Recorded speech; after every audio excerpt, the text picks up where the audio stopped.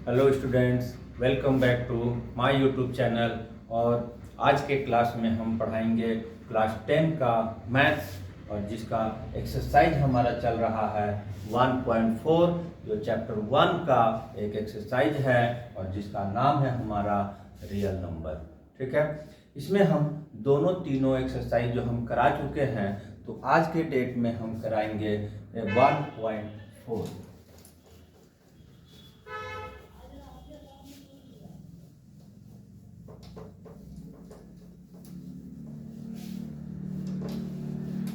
तो सबसे पहले हम, क्योंकि इस चैप्टर में बहुत सारा इंट्रोडक्शन हो चुका है, रियल नंबर से रिलेटेड पूरा इंट्रोडक्शन हो चुका है। कौन चीज क्या है real number, rational number, irrational number, सब बता चुके हैं।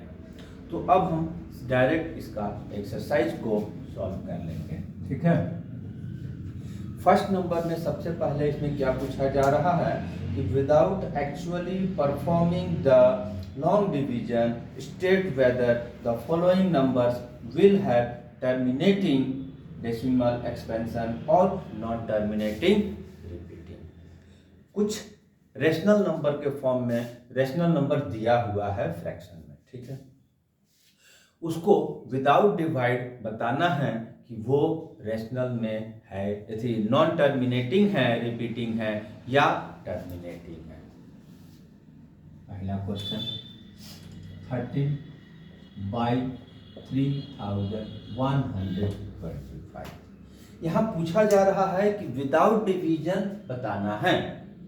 तो जैसा कि डिफाइन हम बताए हैं कि अगर डिवाइड करेंगे और कट कर 2 या 3 डिजिट डेसिमल के बाद 2, 3, 4, 5 कहीं भी जाकर इंड हो जाता है डिवाइड, तब वो टर्मिनेटिंग है, और otherwise non terminating, non repeating है। ठीक है, लेकिन यहाँ चूंकि बोला जा रहा है विदाउट लॉन्ग डिवीजन, तब फिर कैसे बताएंगे?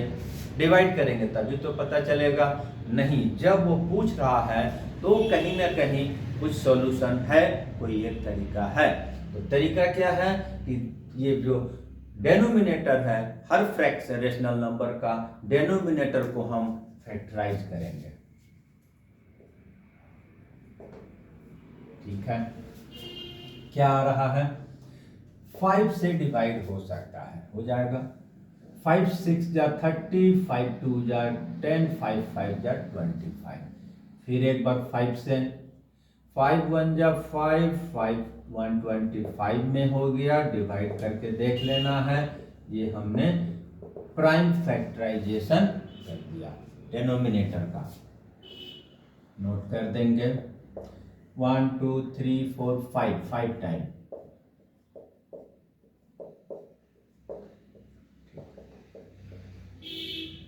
Five to the power 5। अब ये हमारा क्या हो जाएगा? टर्मिनेटिंग डेसिमल हो जाएगा।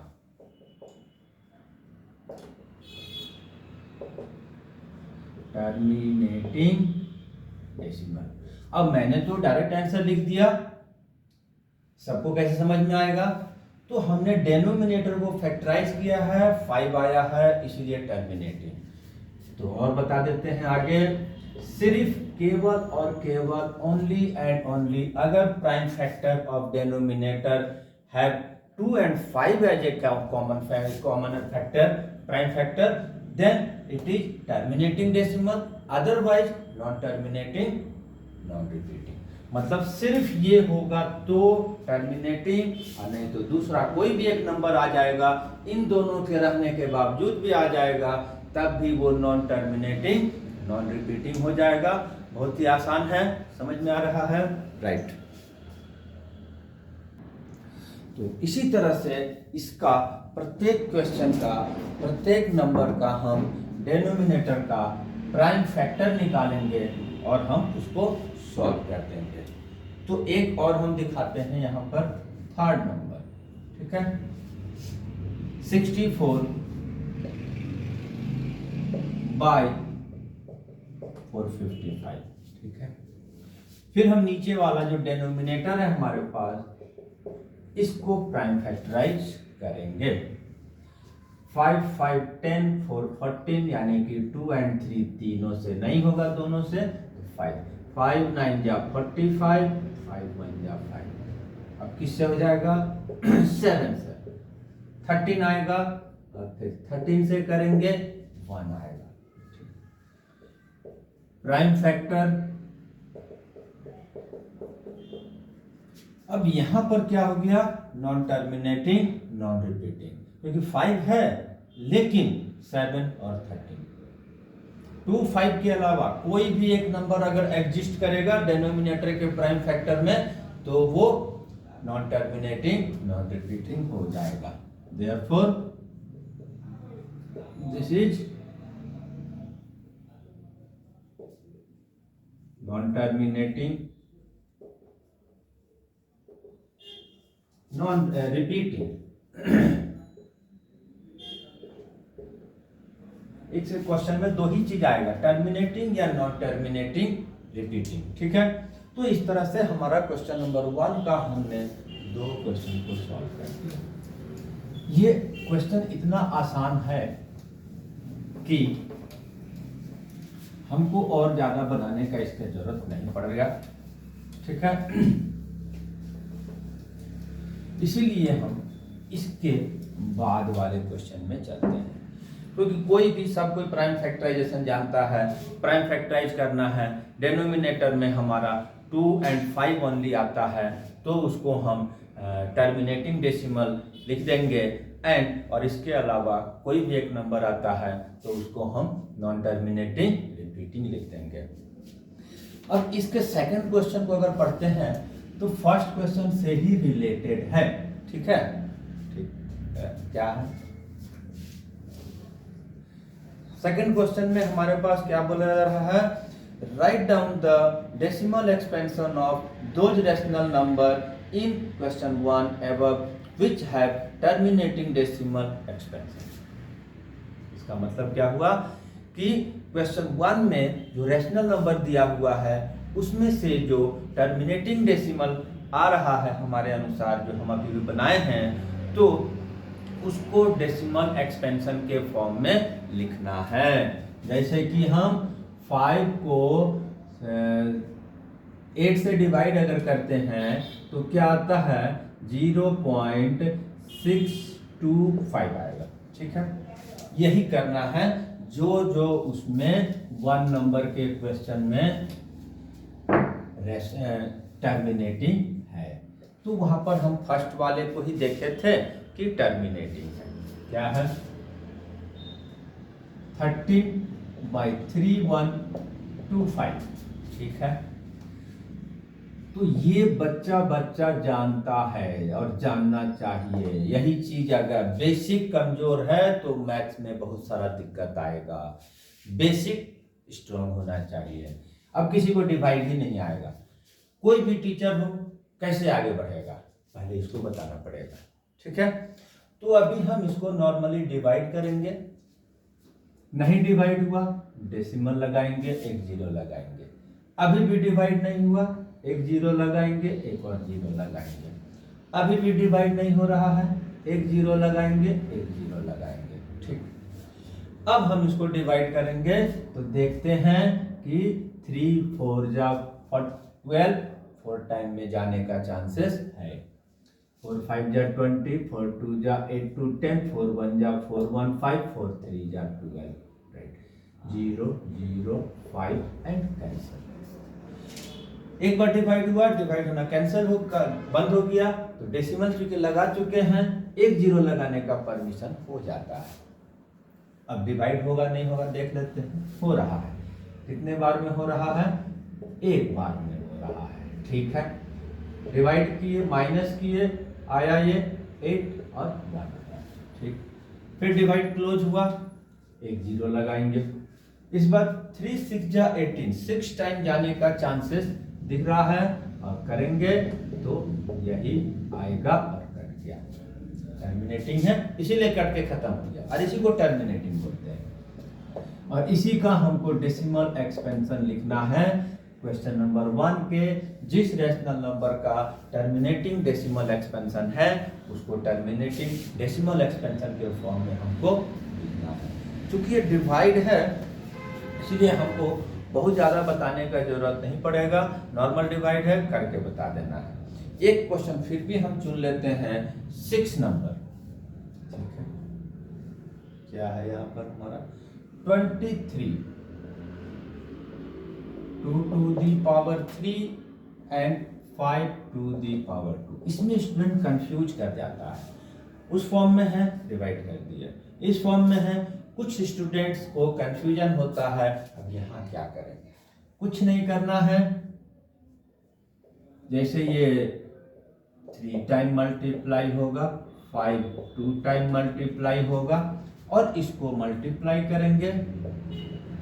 5 5 जा 25, 25 2 जा 50, 2 जा 100, 2 जा 200। अब तो आ गया समझ में। और अब हम 23 को 200 से डिवाइड कर देंगे। सिंपल सा बात है, डेसिमल लगाएंगे, जीरो लगाएंगे, 1 टाइम में डिवाइड हो गया, रिमाइंडर 0 and 3, ठीक। फिर एक डेसिमल लगेगा, फिर 1 टाइम में डिवाइड हो रहा है, 0 0 1, ठीक है। डिवाइड बंद होगा क्योंकि डेसिमल लग गया है, 1 0 का परमिशन हो जाता है।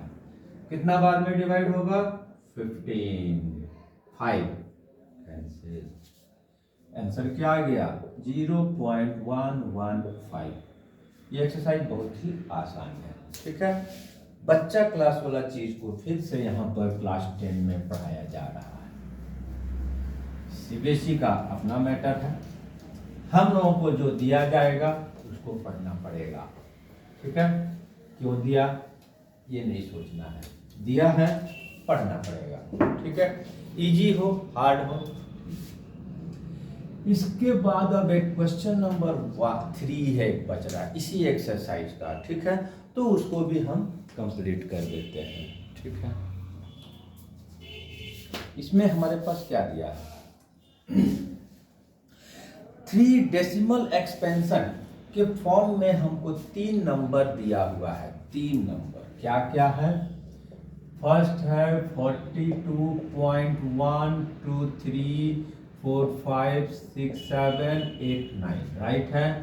दूसरा हमको दिया हुआ है 0.120 1 2 000 1 2 000 1 2 4 टाइम 0 एंड सो ऑन।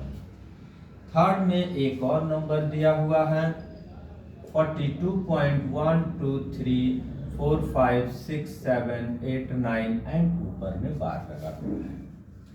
इन तीनों नंबर के बारे में क्या दिया हुआ है, बोल रहा है कि 3 डेसिमल एक्सपेंशन के फॉर्म में है। सबसे पहला क्वेश्चन इसमें पूछा जा रहा है कि कौन कौन सा रेशनल है, पहला चीज। दूसरा, जो रेशनल है तो रेशनल है तो वो p/q में भी लिखाएगा, ठीक।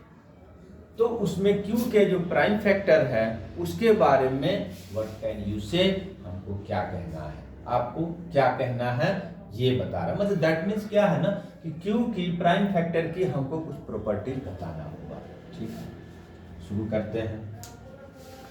जैसा कि हमने डिफाइन में बताया है, जो डेफिनेशन हमने सब बताया है नंबर सिस्टम का, उसमें terminating decimal, non terminating, repeating decimal ये रेशनल में आता है।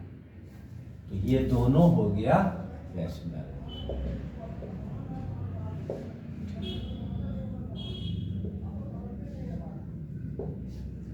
ये तो इरेशनल हो गया, ठीक। अब इसका बारी है, अब इसमें हमको बताना है कि जो p/q, क्योंकि रैशनल नंबर जो होता है दैट इज p/q के फॉर्म में होता है और दैट इज p/q के फॉर्म में होता है।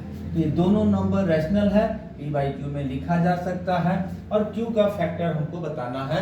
तो अभी हमने 1 नंबर क्वेश्चन में बताया है कि जिसके नीचे 2 and 5 है ओनली प्राइम फैक्टर का, वो टर्मिनेटिंग होता है। तो ये है हमारा terminating.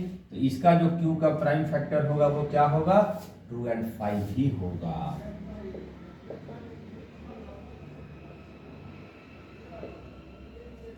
Prime factor of Q are 2 and 5 only. ठीक है, इसमें तो 2 और 5 के अलावा कुछ भी हो सकता है, 2 5 भी हो सकता है, 2 5 के अलावा कोई और एक जरूर होगा। ठीक है, तो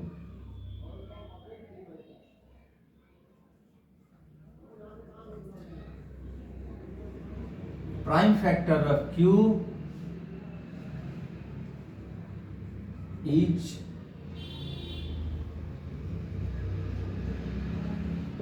are number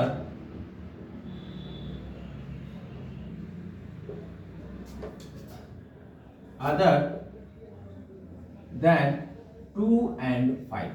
2 और 5, prime factor of Q is a number other than 2 and 5। Compulsory है कि 2 और 5 के अलावा, 2 and 5 के अलावा एक नंबर जरूर होगा। तो इस तरह से हमारा एक्सरसाइज 1.4 कंप्लीट हो गया है।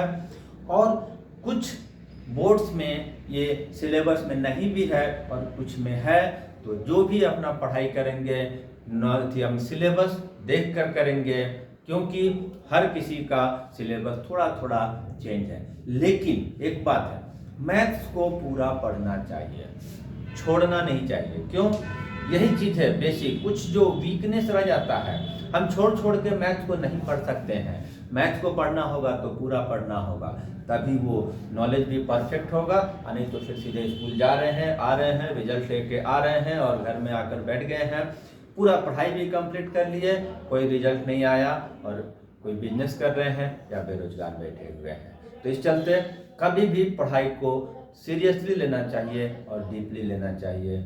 आज के लिए इतना ही। नेक्स्ट क्लासेस, नेक्स्ट वीडियोज के साथ में फिर आएंगे।